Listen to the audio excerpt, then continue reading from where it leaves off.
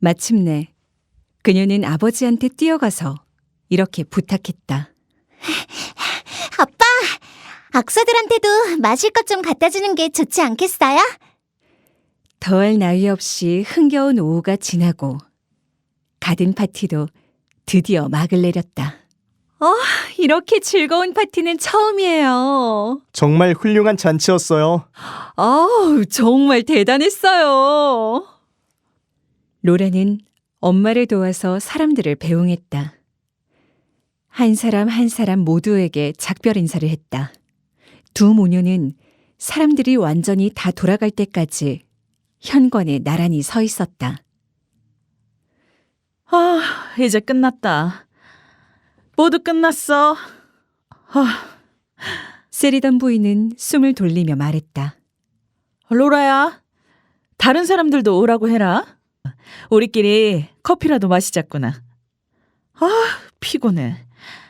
하지만 정말 대성공이었어. 내가 원래 가든 파티는 딱 질색이었는데 뭐 때문에 너희는 이런 파티 같은 걸 열자고 그러는지 모르겠더라. 가족 모두 텅 빈 천막 안에 둘러앉았다. 아빠, 샌드위치 드실래요? 얘야, 고맙다. 세리던 씨는 샌드위치를 하나 집어들고 한 입에 집어넣었다. 그러고 나서 한 조각을 더 입에 넣으며 말했다.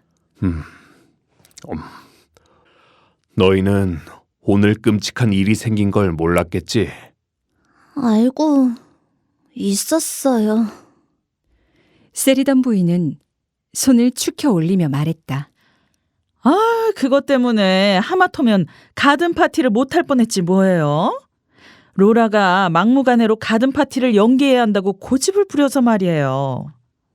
어머, 엄마는?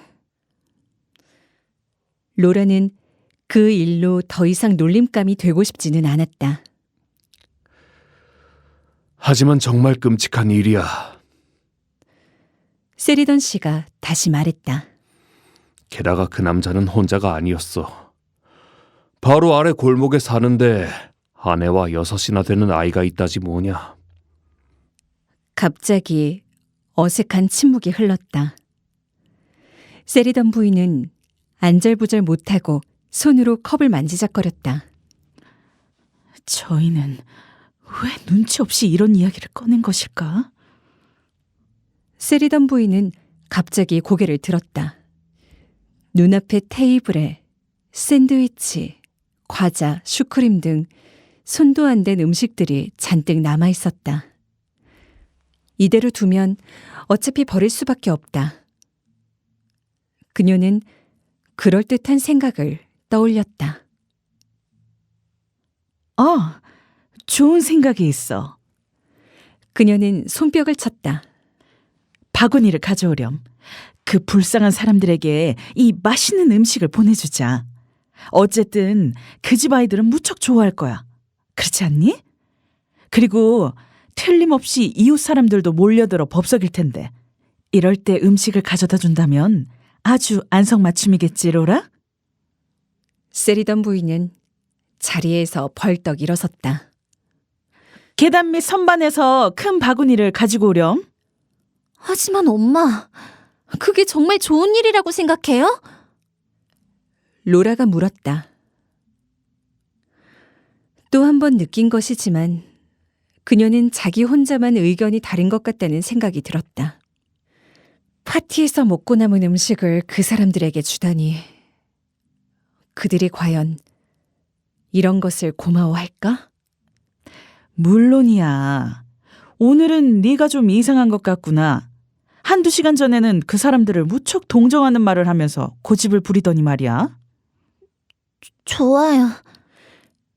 로라는 바구니를 가지러 뛰어갔다. 바구니는 금방 가득 찼다. 세리던 부인은 음식을 산더미처럼 바구니 안에 담았다. 네가 이걸 가져다 주렴. 세리던 부인이 말했다. 지금 빨리 갔다 와. 그리고 잠깐 기다려라. 이 빨간 칸나 백합꽃도 가져다 주는 게 좋겠어. 저런 계층의 사람들은 칸나 백합꽃을 보면 무척 감격할 거야. 하지만 로라의 옷이 더럽혀질 거예요. 현실주의자인 조스가 말했다. 그럴지도 모르겠구나. 그럼 로라야, 바구니만 가져가렴. 엄마는 로라를 따라 천막 밖으로 나왔다. 그런데 로라야, 절대로. 뭐라고요, 엄마? 아니, 이런 얘기는 너 같은 어린 여자에겐 들려주지 않는 게 좋겠어. 아무것도 아니다. 빨리 다녀와야 한다. 로라가 밖으로 나가 정원의 문을 닫았을 때는 이미 땅거미가 지고 있었다. 커다란 개가 로라 앞을 그림자처럼 달려갔다. 길게 뻗은 길은 하얗게 빛나고 그 아래 우묵한 곳에 작고 엉성한 집들이 어두운 그림자를 이루며 모여 있었다. 오후의 파티 다음에 찾아오는 적막한 느낌은 깊고 깊었다. 나는 지금부터 언덕을 내려가서 죽은 사람이 있는 곳으로 가는 것이다. 로라는 이렇게 생각했지만 어쩐지 그것이 사실처럼 느껴지지는 않았다. 무엇 때문일까? 그녀는 잠깐 걸음을 멈추었다. 아직도 그녀의 몸에는 사람들이 해준 키스, 떠들어대는 목소리, 스푼이 달그락거리는 소리, 웃음소리, 발에 밟힌 풀냄새 따위가 짙게 배어 있었다. 다른 것이 끼어들 여지는 전혀 없었다. 얼마나 이상한 일인가. 그녀는 검푸른 하늘을 올려다보았다. 그녀의 머릿속에는 정말 멋진 파티였다는 것 외에는 아무 생각도 떠오르지 않았다. 그녀는 큰 길을 가로질렀다. 어두침침한 샛길로 접어들자 공기가 매캐하고 더 어두운 것 같았다. 어깨에 쇼를 걸친 여인과 모자를 쓴 남자들이 바쁘게 걸어갔다. 어떤 남자들은 계단 난간에 몸을 기대고 있었고 아이들은 문 밖에서 뛰어놀고 있었다. 비좁고 누추한 움막 같은 집에서 사람들이 낮게 웅성대는 소리가 들려왔다. 몇몇 집에는 등불이 꺼질 듯 가물거리고 사람의 그림자가 창가에 어른거렸다. 로라는 고개를 숙인 채 급히 그곳을 지나갔다. 코트를 입고 왔으면 좋았을걸. 그랬으면 내 옷이 얼마나 더 멋지게 보일 것인가. 거기에 벨벳 리본이 달린 큰 모자까지 썼더라면 더욱 좋았을 거야. 이 사람들은 지금 나를 쳐다보고 있는 것일까? 그래, 틀림없이 보고 있을 것이다. 여기 온 것이 잘못이었어. 지금이라도 돌아가는 것이 좋지 않을까? 그러나 이미 때는 늦었다. 바로 그 집 앞에 당도한 것이다. 대문 밖까지 사람들이 검은 그림자를 이루며 모여있는 것을 보면 그 집이 분명했다. 문 옆에 허리가 꼬부라진 할머니가 소나무 지팡이를 짚고 의자에 앉아 있었다. 바닥에는 신문지를 깔고 그 위에 발을 얹어 놓았다.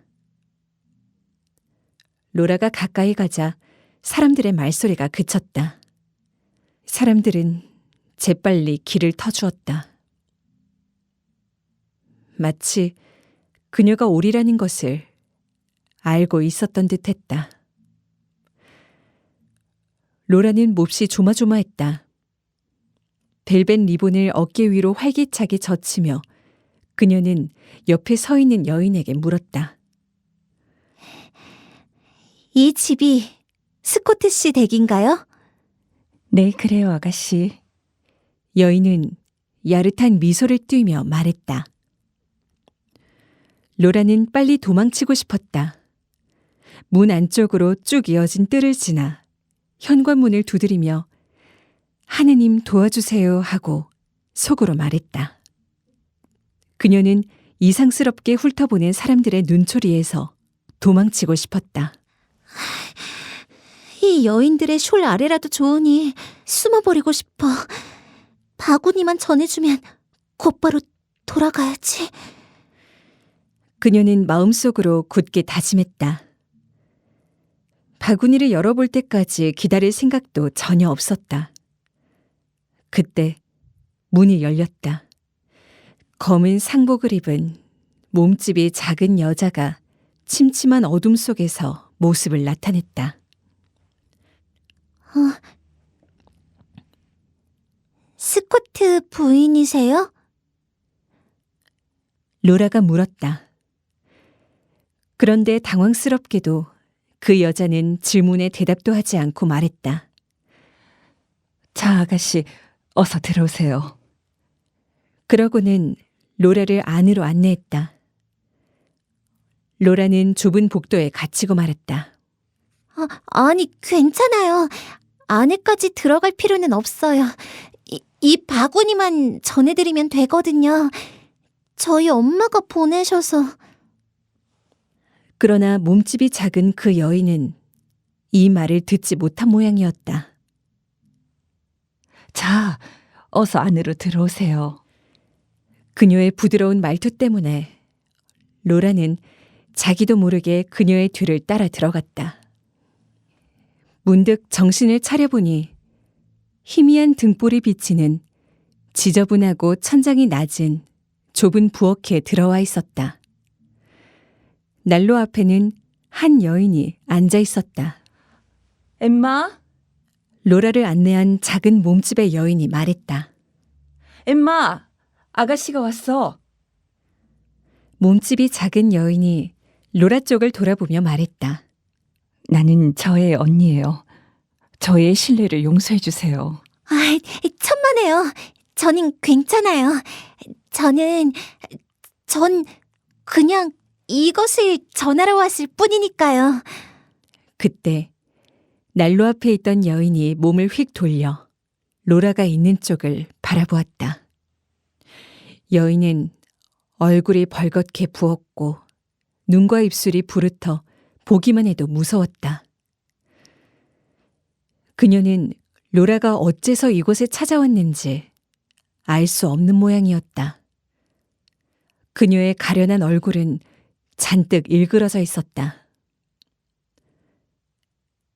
엠마의 언니가 말했다. 제가 대신 아가씨에게 감사하다는 인사를 드리죠. 그리고 제발 저의 무례를 용서해 주세요. 그녀는 부석부석 부은 얼굴로 친절한 미소를 지었다.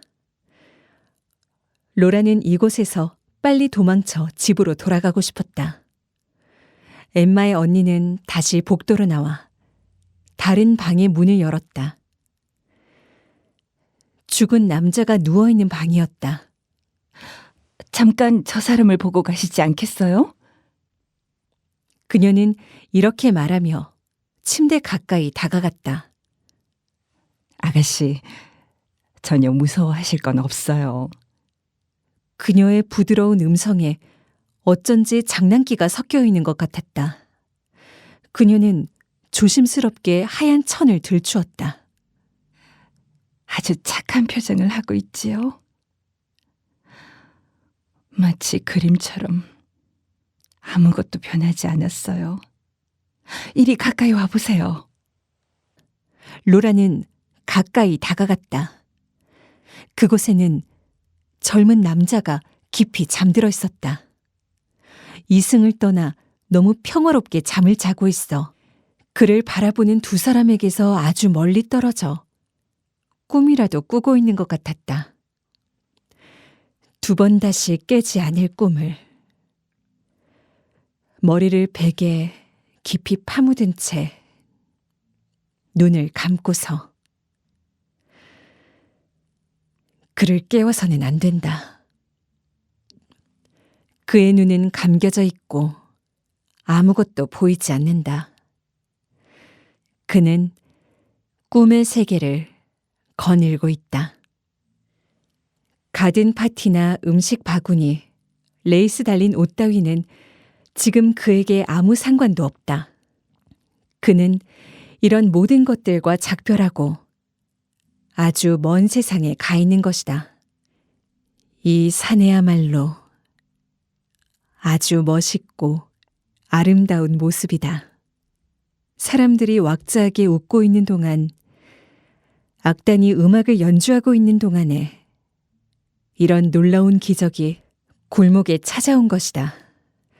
나는 행복해. 모든 것이 다 그대로 좋아. 잠든 얼굴은 이렇게 말하고 있다. 하지만 어쩔 수 없이 울음이 나왔다. 로라는 사내에게 뭔가 말을 걸지 않고는 방을 나올 용기가 없었다. 로라는 그만 어린애처럼 흐느끼기 시작했다. 이런 모자를 쓰고 와서 미안해요. 로라는 이렇게 말한 후 혼자서 그 집을 빠져나왔다. 로라는 이렇게 말한 후 혼자서 그 집을 빠져나왔다. 그녀는 작은 뜰을 내려가 골목을 지나고 검은 사람들의 그림자를 지나쳤다. 골목 모퉁이에서 그녀는 로리를 만났다. 그는 어둠 속에서 로라 앞으로 걸어왔다. 로라냐? 응, 엄마가 걱정하고 계셔. 아무 일도 없었니? 응. 괜찮아, 오빠. 그녀는 그의 팔을 붙들고 그에게 온몸을 기대었다.